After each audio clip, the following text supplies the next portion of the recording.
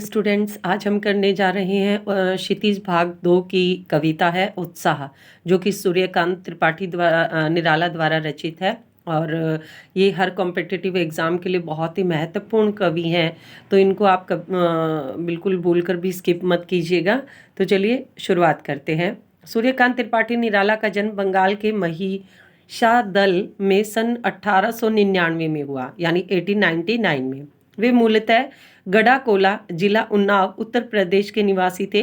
निराला की औपचारिक शिक्षा 9वीं तक महिषादल में ही हुई। उन्होंने यानी कि जो स्कूली शिक्षा है, उन्होंने स्वाध्याय से संस्कृत, बांग्ला और अंग्रेजी का ज्ञान अर्जित किया। वे संगीत और दर्शन शास्त्र से गहरे अध्येता थे। अध्येता यानी वो अध्ययन करते थे किसका? संगीत और दर्शन शास्त्र का। परमहंस और विवेकानंद की विचारधारा ने उन पर विशेष प्रभाव डाला। निराला की पारिवारिक जीवन दुखों और संघर्षों से भरा था। आत्मीयजनों के असामयिक निधन ने उन्हें भीतर तक तोड़ दिया था। जैसे कि सरोज स्मृति उनकी बहुत ही प्रसिद्ध कविता है, जो कि उन्होंने अपनी बेटी की मृत्यु पर लिखी है, जिसे कि शोक गीत भी कहा जाता है। तो साहित्यिक मोर्चे पर भी उन्होंने अनवरत संघर्ष किया। सन 1961 में उनका देहांत हो गया। उनकी प्रमुख काव्य रचनाएं अनामिका, परिमल, गीतिका, कुकुरमुता और नए पत्ते। ये आपको याद रखना है। अनामिका, परिमल, गीतिका, कुकुरमुता और नए पत्ते।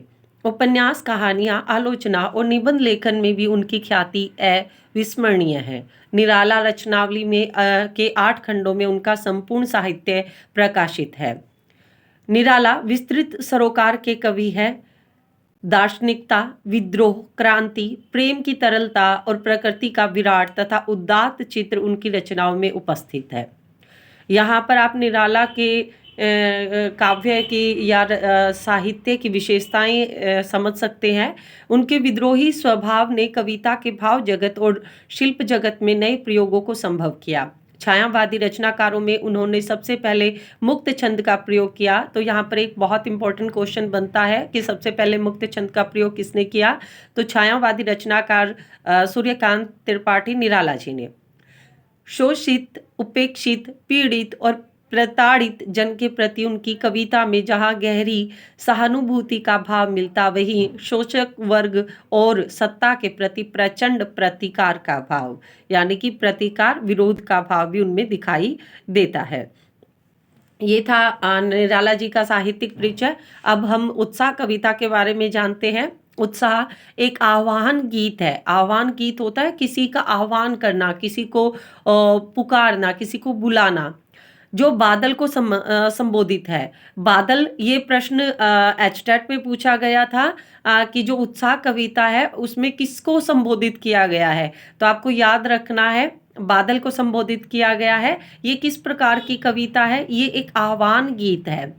बादल निराला का प्रिय विषय है। कविता में बादल एक तरफ पीड़ित प्यासे जन की आकांक्षा को पूरा करने वाला है, तो दूसरी तरफ वही बादल नई कल्पना और नए अंकुर के लिए विध्वंस, विप्लव और क्रांति चेतना को संभव करने वाला है। यानी बादल को निराला ने 2 रूपों में देखा है। जहां वो प्यास बुझाने का, गर्मी कम करने का काम करते हैं, तो वही मतलब विध्वंस, समाप्ति का काम भी करते हैं, रचना भी करते हैं और खत्म भी करते हैं। इस तरह 2 तरह से बादलों को देखा है निराला जी ने। कवि जीवन को व्यापक और समग्र दृष्टि से देखता है। कविता में ललित कल्पना और क्रांति चेतना दोनों है। सामाजिक क्रांति या बदलाव में साहित्य की भूमिका महत्वपूर्ण होती है। निराला इसे नवजीवन और नूतन कविता के संदर्भों में देखते हैं। निराला इसे नवजीवन यानी कि नए जीवन के रूप में और नूतन नई कविता के संदर्भों में देखते हैं। अट नहीं रही है, ये आपकी सेकंड कविता है। एक साथ ही 2 कविताएं हैं, दोनों ही छोटी छोटी कविताएं हैं। अट नहीं रही है कविता फागुन की मादकता को प्रकट करती है। कवि फागुन की सर्वव्यापक सुंदरता को अनेक संदर्भों में देखते हैं, यानी कि अनेक अलग अलग रूपों में देखते हैं। जब मन प्रसन्न हो तो हर तरफ फागुन का ही सौंदर्य और उल्लास दिखाई पड़ता है। सुंदर शब्दों के चयन एवं लय ने कविता को भी फागुन की ही तरह सुंदर व ललित बना दिया है। इस प्रकार से ये हमारे कविता का सार था। और अब हम कविता पढ़ लेते हैं, क्योंकि कविता से भी पंक्तियाँ पूछी जाती है कि ये पंक्तियाँ किस कविता से ली गई है, तो आपको पंक्तियों का भी पता होना चाहिए। या फिर कुछ अलंकार वगैरह पूछे जा सकते हैं कविता से। बादल गरजो घेर घेर घोर गगन धराधर ओ, ललित ललित काले घंघुराले बाल कल्पना कैसे पाले, विद्युत छवि उर्मे कवि नव जीवन वाले, वज्र छिपा नूतन कविता फिर भर दो, बादल गरजो बादल गरजो। कवि ने क्रांति का जो प्रतीक है, कौन, बादल को संबोधित करते हुए कवि कह रहे हैं, क्योंकि आह्वान गीत है और संबोधित शैली में लिखा गया है, इसलिए संबोधित करते हुए कह रहे हैं कि एक बादल तुम खूब गरजो और तुम सारे आकाश को घेर कर खूब बरसो। घेर घेर घोर घन यानी गगन, पूरे आकाश को तुम घेर लो और घोर भयंकर गर्जना से धराधर हो, और तुम लगातार घनघोर वर्षा करो। ललित ललित काले काले, यानी कि जो कवि है वो कहते हैं बादल तुम बहुत ही सुंदर हो और तुम्हारा जो ये रूप है वो घने काले और घुंघराले बालों जैसा दिखाई देता है। यानी कि जब काली घटा छाती है तो वो कैसी लगती है, ललित ललित सुंदर सुंदर, और काले ऐसे लगते हैं जैसे काले काले घुंघराले बाल हों। बाल कल्पना कैसे पाले, और तुम अबोध बालक, मतलब जिसको ज्ञान नहीं होता, एक नन्हे बालकों की एक अच्छी सी कल्पना के समान पाले हुए किसी स्वप्न के जैसे हो। यानी कि जैसे कि हम बादलों को जब देखते हैं तो हम उसमें कल्पनाएं करते हैं, तरह तरह की छवियां हमें उसमें दिखाई देती है, तरह तरह के चित्रों की कल्पना हम उसमें करते हैं, जैसे कि चांद में करते हैं वैसे ही बादल में करते हैं। इसलिए कवि कहता है कि बाल कल्पना कैसे पाले, कि जो काले काले घुंघराले बाल दिखाई देते हैं और तुम्हारे अंदर बहुत सारी ऐसी छवियां दिखाई देती हैं जो कि अबोध नासमझ जो बालक है वो अपनी कल्पना से उन छवियों को पाल लेते हैं।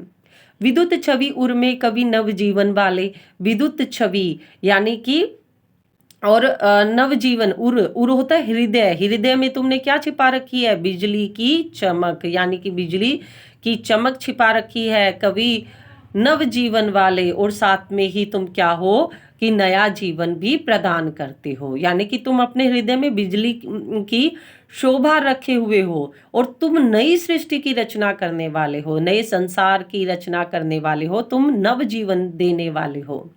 तुम अपने जल द्वारा नया जीवन दे सकते हो लोगों को। इसलिए कवि कहते हैं कि तुम्हारे भीतर वज्र की शक्ति विद्वान है, यानी विद्युत छवि वज्र बिजली की जो तुम्हारे हृदय में शक्ति है वो विद्वान है। और कवि कहते हैं कि नव जीवन वाले और तुम लोगों को नया जीवन देने वाले हो, वज्र छिपा नूतन कविता, और तुम्हारे अंदर वज्र की ताकत छिपी हुई है। और साथ में ही वो बादलों को कहते हैं कि तुम इस संसार को नई नई प्रेरणा और जीवन प्रदान करने वाले हो। तुम गरजो एक बार फिर से बादल, फिर गरजो, फिर भर दो बादल गरजो। यानी कि फिर से नूतन कविता, नया उत्साह, नया जोश, नया कविता का मतलब तो कविता होता है, लेकिन वो कहते हैं कि हृदय में आपके जिस तरह से बिजली छिपी हुई है, और नूतन कविता, तुम नया जोश और उत्साह लोगों के अंदर फिर भर दो। यानी कि आप क्रांति का जोश और उत्साह भरने का प्रयास करो लोगों के अंदर, बादल गरजो। और इस तरह से कवि फिर आह्वान करते हैं कि हे बादल गरजो और लोगों के अंदर उत्साह और जोश का संचार करो।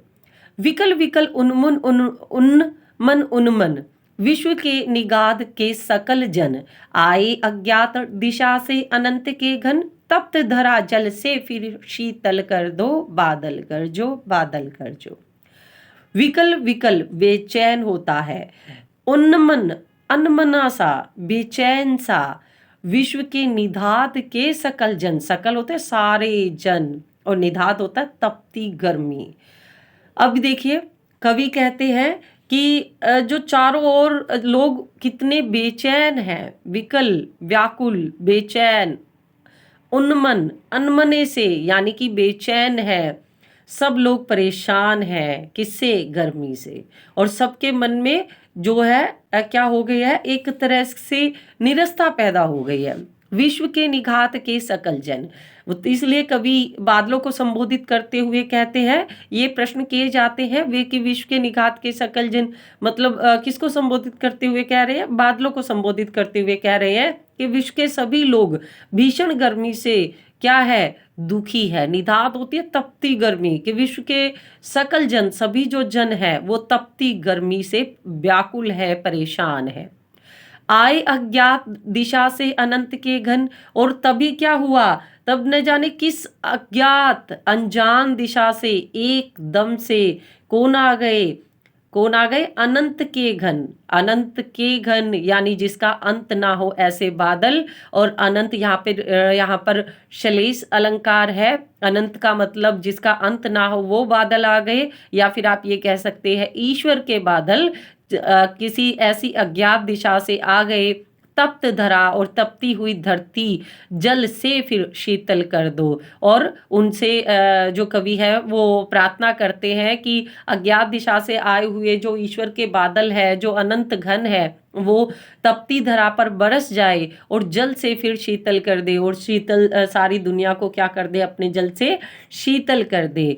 और बादल गरजो, बादल गरजो, इस प्रकार से कवि कहता है कि हे बादल तुम गरजो, और अपनी जो आपकी जो सार्थक, आपकी जो शीतलता है वो लोगों को भर दो। इस प्रकार से ये हमारी कविता है, बहुत छोटी सी कविता है, और साथ ही इसमें दूसरी भी कविता है, तो हम साथ ही कर लेते हैं। दो कविताएं एक साथ हो जाएंगी, और ज़्यादा समय भी इसमें नहीं लगेगा। अट नहीं रही है आभा फागुन की तन, सट नहीं रही है। अट नहीं रही है आभा फागुन की तन, सट नहीं रही है। देखिए, अटने का मतलब क्या है, यहाँ पर समाना, और आभा सुंदरता होती है। फागुन, फागुन, फागुन का तन यानी फागुन का मानवीकरण किया गया, फागुन का शरीर।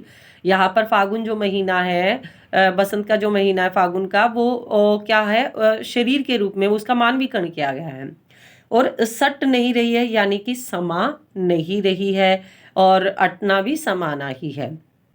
तो इसमें कवि कहते हैं कि फागुन की जो सुंदरता और जो हरियालीपन है वो कहीं भी समा नहीं रही है, अट नहीं रही है। आभा सुंदरता, फागुन की तन, फागुन का जो सुंदर शरीर है, जो हरा भरा फूलों से खिला हुआ, उसकी सुंदरता है वो कहीं भी समा नहीं रही है, सट नहीं रही है। तो तुम पता नहीं, अब वो कवि कह रहे हैं कि वो प्रकृति इतनी सुंदर लग रही है कि उसकी आभा अट नहीं रही है, समा नहीं रही है, सट नहीं रही है, मतलब समा नहीं रही है। यहाँ अलग अलग एक जैसे शब्द ही है, अट सट, और यहाँ पर इन्हीं में यमक अलंकार है, तो आपको ये ध्यान रखना है। तो आगे देखिए, कहीं सांस लेते हो घर घर भर देते हो। यहाँ जो कवि है वो अपने प्रिय के लिए कहते हैं कहीं सांस लेते हो, कि तुम जब सांस लेते हो, या फिर आप कह सकते हो कि सावन में जो फागुन के महीने में जो फूल खिलते हैं उनकी जो सुगंध होती है उससे, या आप प्रिया की सांस से घर घर भर देते हो तो सारा घर महकने लग जाता है। उड़ने को नभ में तुम पर पर कर देते हो, और तुम, मतलब फागुन का जो मास है वो बहुत ही, वहां पर ठंडी ठंडी हवा चलती है, बारिश होती है, तो ऐसा चारों तरफ हरियाली छाई हुई होती है, ऐसे में उड़ने को नभ में तुम, मतलब अपनी प्रिय को संबोधित करते हुए कहते हैं, या फिर फागुन को संबोधित करते हुए कहते हैं कि ऐसे हरे भरे मौसम में तुम पक्षियों को उड़ने के लिए पर पर कर देते हो, यानी उन्हें उड़ने के लिए मजबूर कर देते हो। आंख हटाता हूं तो हट नहीं रही है पत्तों से लदी डाल, मतलब मैं आपकी जो सुंदरता है, फागुन बसंत की जो चारों तरफ सुंदरता है, उससे मैं आंख हटाना चाहता हूं तो भी हट नहीं रही है, क्योंकि उस सुंदरता का नजारा मैं लेते ही रहना चाहता हूं। पत्तों से लदी डाल कहीं हरी कहीं लाल। अब फागुन की सुंदरता कैसे है कि पतझड़ में जैसे सारे पत्ते झड़ जाते हैं, और फागुन मास में सारे पत्ते फिर से हरे भरे, नई नई कपोले खिलाई है, नए नए पत्ते निकल आए हैं, तो सारे पत्ते हरे भरे पत्तों से डाल है वो लद गई है, कहीं हरी कहीं लाल, और कहीं पर हरे पत्ते निकल आए हैं, कहीं पर लाल, क्योंकि जब कपोले फूटती है, नए नए पत्ते निकलते हैं तो वो लाल रंग के होते हैं। इसलिए कहा गया है। कहीं पड़ी है उर में मंद गंध पुष्प माल, और कवि कहता है कि कहीं पड़ी है उर में, और ऐसे लग रहा है जो पेड़ पौधे हैं उन पे जितने भी फूल खिले हुए हैं, उन फूलों को पेड़ पौधे हैं जहाँ जितने भी और कहीं फूल खिले हुए हैं, उन पौधों को देखकर ऐसे लगता है कि कहीं पड़ी है उर। उर होता है हृदय या गला, कि जैसे पेड़ों के गले में मंद गंध, हल्की हल्की सुगंध वाली पुष्प मालाएं पड़ी है।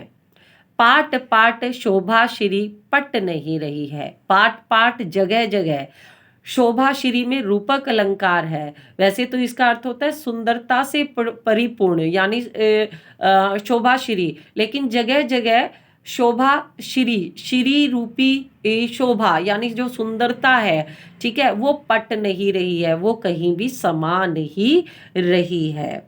इसलिए कवि ने आपको ध्यान रखना है कि इसमें फागुन मास की सुंदरता का वर्णन किया गया है। जब पतझड़ का मौसम चला जाता है, नए पत्ते आते हैं, नए फूल खिलते हैं, तो इस प्रकार से पूरी कविता में फागुन मास की सुंदरता का वर्णन किया गया है। इसमें विशेष जो प्रश्न बनता है वो यही बनता है कि अट नहीं रही कविता किसकी लिखी हुई है, तो आपसे पूछा जा सकता है, तो आप बता सकते हो सूर्यकांत त्रिपाठी निराला द्वारा रचित है। और बाकी मैंने एक दो जो उसमें अलंकार है वो मैंने बता दिया है। मानवीकरण है, पुनरुक्ति, प्रकाश, एक ही, घर घर जैसे शब्दों का शोभाश्री, रूपक अलंकार है, और इस तरह से इसमें जो अलंकार है वो मैंने आपको इसमें बता दिए हैं। अनुप्रास अलंकार तो मिल ही जाता है, वो आप देख सकते हैं। आज के लिए इतना ही, धन्यवाद। आशा करती हूँ आपको ये कविता ज़रूर पसंद आएगी, और मैं इसी तरह से कोशिश करूँगी कि जितना जल्दी हो सके 9 to 12 की एनसीईआरटी में आपको कंप्लीट करवा दूँ। आज के लिए इतना ही, धन्यवाद।